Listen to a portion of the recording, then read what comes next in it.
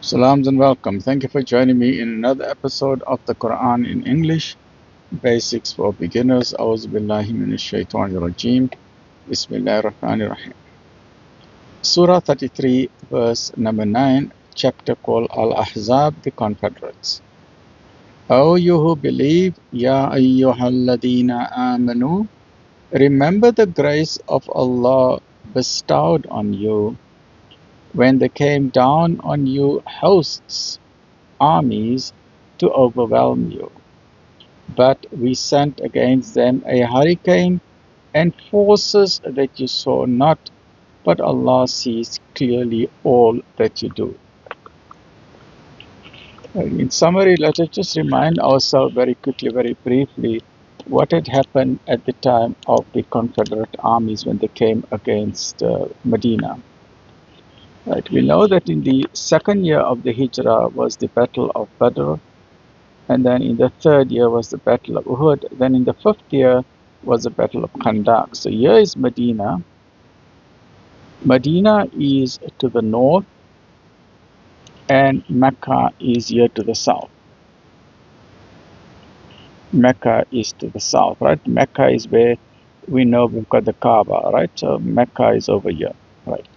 Now, the various tribes, and especially it's important to understand that the various Jewish tribes who were living in Medina in peace with the Muslims, because the Prophet ﷺ signed a constitution of Medina where all the citizens must live in peace.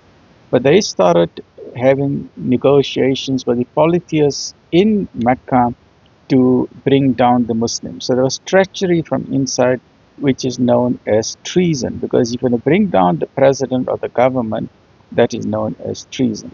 Right. So to cut a long story short, various tribes were then gathered, the largest force that was ever gathered before, ever seen in this Arabian Peninsula, a gathering of 10,000 plus minus people, various Ghatafan tribe, polytheists, and many other tribes. Now, Medina has got a very unusual geography. And if we look at it over here, if this is Medina, then on the south, people cannot attack Medina from here. But let's say if this is north, this is south, this is east, and that is west, right? That is a compass. Now, from the south, there's orchards here. There's palm trees, there's oases, there's water, and all of the farmlands are here. So you cannot attack Medina from this direction. And then on the east, on this side here, there's volcanic tracks. On this side here, there's volcanic tracks. So it is not possible for cavalry, for camels and horses to go on these sharp shards of volcanic rock, the abyssinian, that it can cut into the hooves of the animals. And from here, it is not possible to attack Medina from here as well, because of the soggy ground and the palm trees. Animals cannot move through that.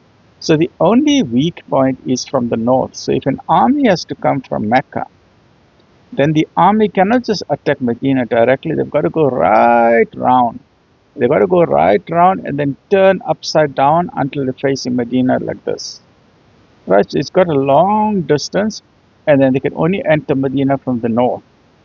Now, the Prophet ﷺ, his scouts used to normally send him around to ensure the safety of Medina, and he got news that the Meccans are now preparing a huge army to destroy Medina once and for all. Not only to kill Nabi ﷺ, but all the Muslims, and to basically destroy the entire city of Medina, right? So to ensure that there was now a great difficulty that they were faced with. So as usual, the Prophet ﷺ called up a meeting of the Sahaba, and in that meeting, various options were given. Some people said, look, at the Battle of Badr, we went out of Medina and we need to meet the enemy outside Medina because we cannot allow them to come into Medina. But they realized that the army that they are facing is huge. Even if they go out of Medina, out in the open field, they're going to be very vulnerable. Then they also remembered the thing about the Battle of Uhud, but that was also because of the weakness of some of the people. But then they then decided that, look, because one of the suggestions given by Salman al-Farsi from Persia, and he gave a fabulous solution, which basically the Prophet ﷺ liked the idea. And he said, Ya Rasulullah, in Iran or in Persia, where I come from, when we are faced with a huge army that is coming, we dig trenches. Now, the concept of trenches was unknown in Arabia. They did not know what is a trench. So, Nabi Sallallahu Alaihi Wasallam then, they had to do it within 2 weeks. They didn't have much time because the army is already assembled to now start going. So, within a matter of 2 weeks, they dug a long trench in the northern border of Medina. And the length of the trench is about 5.5 kilometers. So it is quite a huge trench. So the length is about 5.5 kilometers and the depth is about 4 to 5 meters and the width is about 5 to 9 meters, right? So it was a huge trench. Let's just do on the next page just for us to get an idea of what this trench looks like.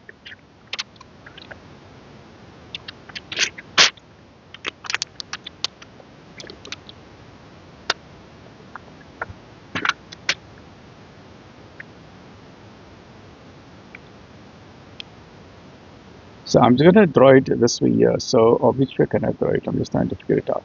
So here's a long trench. That's the wrong way.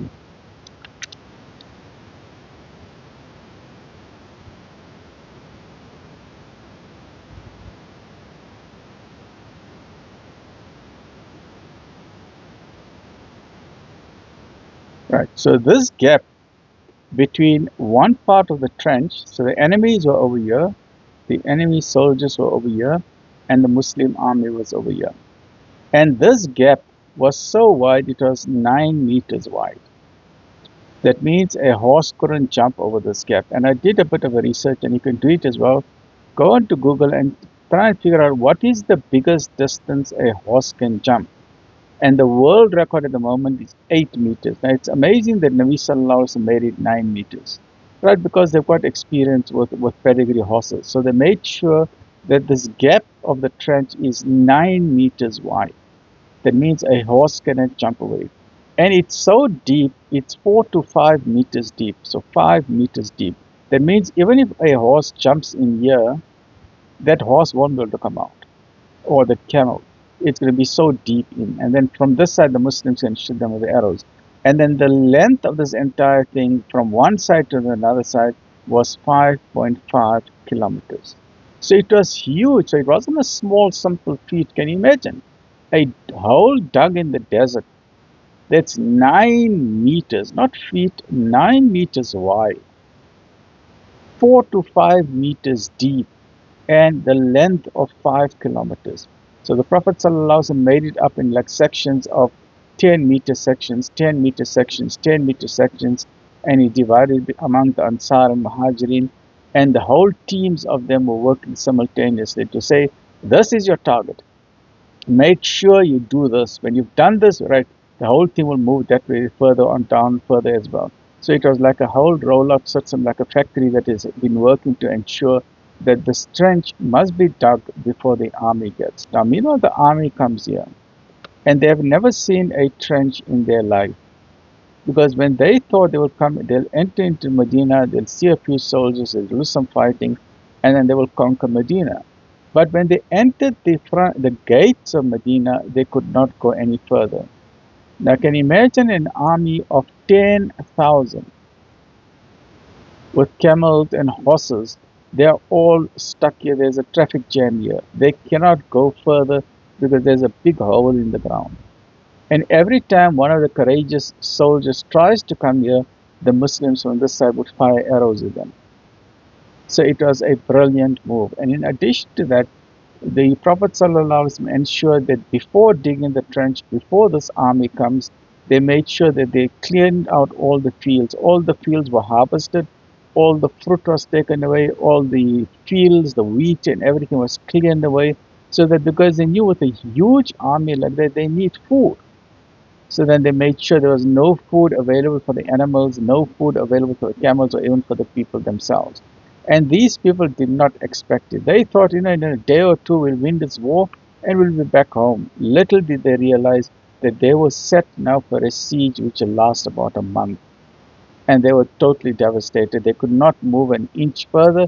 And this was actually the downfall of Mecca. After this, the Meccan army never tried to raise another army. And then the next entry was the victory of Medina. Actually, the victory of Mecca. But before that, there was the Treaty of Hudaybiyah. Right? So it was an amazing time, a very difficult time for the Muslims, a very, very difficult time because of on the one hand, the treachery of the Jews from the inside of Medina, and then the external armies that were coming from outside. Behold, they came on you from above you and from below you, and behold, the eyes became dim, and the hearts gaped up to the throats, and you imagined various vain thoughts about Allah. In that situation where the believers tried, they were shaken as by a tremendous shaking.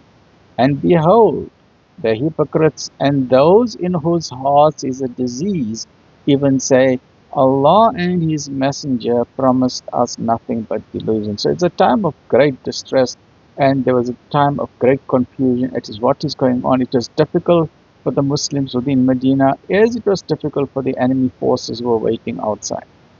Behold, a party among them said, O you men of Yathrib, you cannot stand the attack, therefore go back. And a band of them asked for leave of the Prophet, saying, Truly our houses are bare and exposed, though they were not exposed, and they intended nothing but to run away.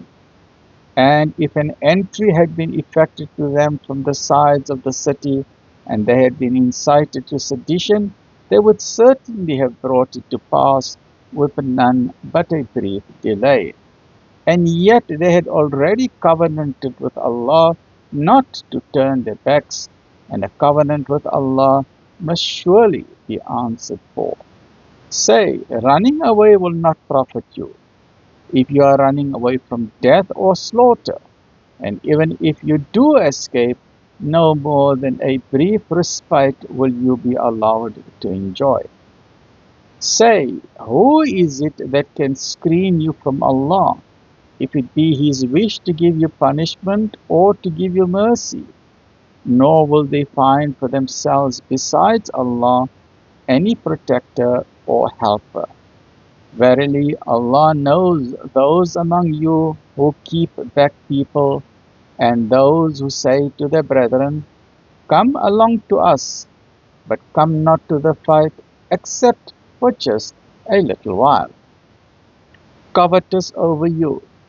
Then when fear comes, you will see them looking to you, their eyes revolving like those of one over whom hovers death. But when the fear is past, they will smite you with sharp tongues, covetous of goods. Such people have no faith, and so Allah has made their deeds of no effect, and that is easy for Allah. They think that the Confederates have not withdrawn, and if the Confederates should come again, they would wish they were in the deserts, wandering among the Bedouins, and seeking news about you from a safe distance. And if they were in their midst, they would fight but little. Stay well, look after yourself, alhamdulillah.